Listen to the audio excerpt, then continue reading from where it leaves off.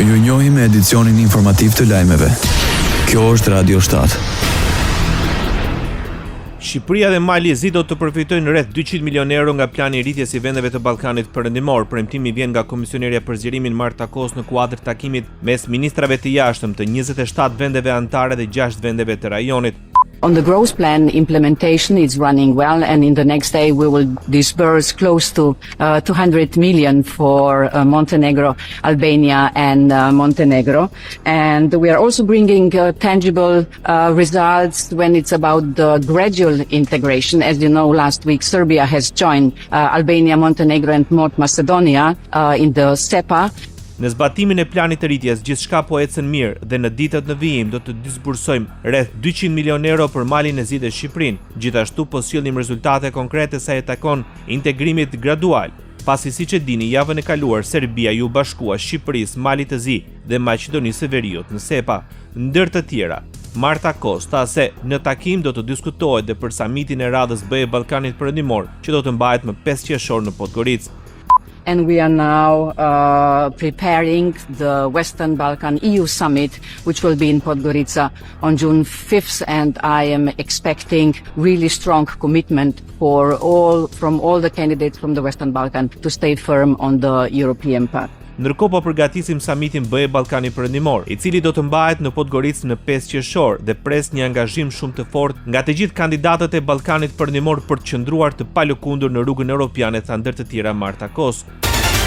Përfaqësuesja e lartë e Bashkimit Evropian për Politikë të Jashtme dhe Siguri, Kaja Kallas, paralajmëroi Kosovën se ciklet e shpeshta zgjedhore janë arsye kryesore për mungesën e një raundi të ri dialogu mes Prishtinës dhe Beogradit. Në kuadër të samitit të mbajtur në Bruksel, Kallas u tha gazetarëve se ekziston gatishmëri nga të dyja palët për takime në kuadër të dialogut. Ne në fakt kishim planifikuar dialogun mes Beogradit dhe Prishtinës, dialog politik në nivel të lartë. Kishim pëlqimin e të dy liderëve nga Kosova dhe nga Serbia, por tani po afrohen sërish zgjedhjet në Kosovë, gjë që natyrisht e shtyn procesin, tha Kaja Kallas. Sipas saj, Bashkimi Evropian po vazhdon angazhimin përmes punës me të dyja palët me qëllim zbatimin e marrëveshjeve ekzistuese. Unë megjithatë po punoj veç e veç me të dyja palët që të mund të vazhdojmë me zbatimin e marrëveshjes që tashmë janë në fuqi, deklaroi mes të tjerash Kaja Kallas.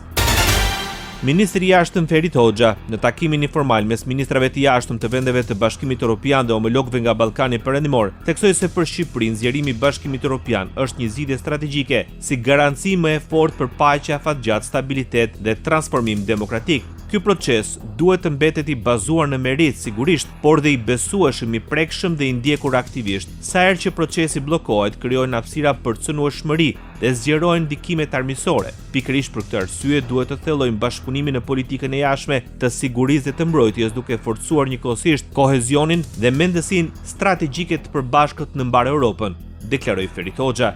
Sipas tij, procesi normalizimi ndërmjet Kosovës dhe Serbisë nuk mund dhe nuk duhet të shndrohet një slogan bosh apo në një objektiv të shtyr pafundësisht.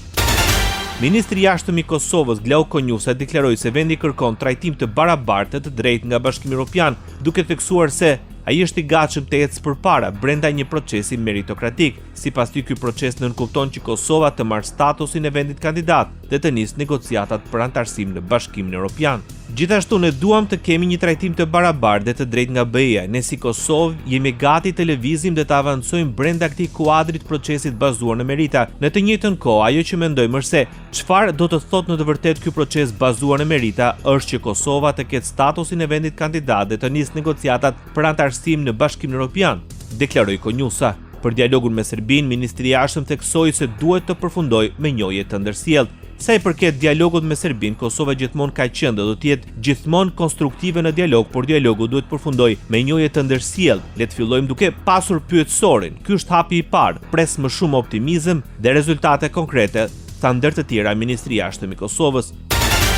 Ministri i Punëve të Jashtme i Maqedonisë së Veriut, Timço Moçumski, para fillimit të Këshillit për Punë të Jashtme të Bashkimit Evropian në Bruksel, vlerësoi se zgjerimi është imperativ si për Bashkimin Evropian ashtu dhe për vendet kandidate.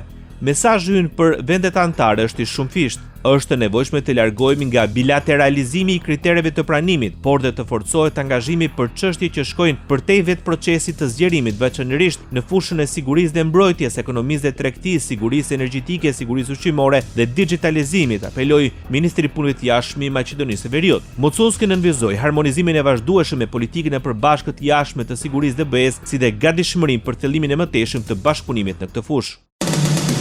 Ndoqët lajmet shkurt në Radio 7, zëri pozitiv i qytetit.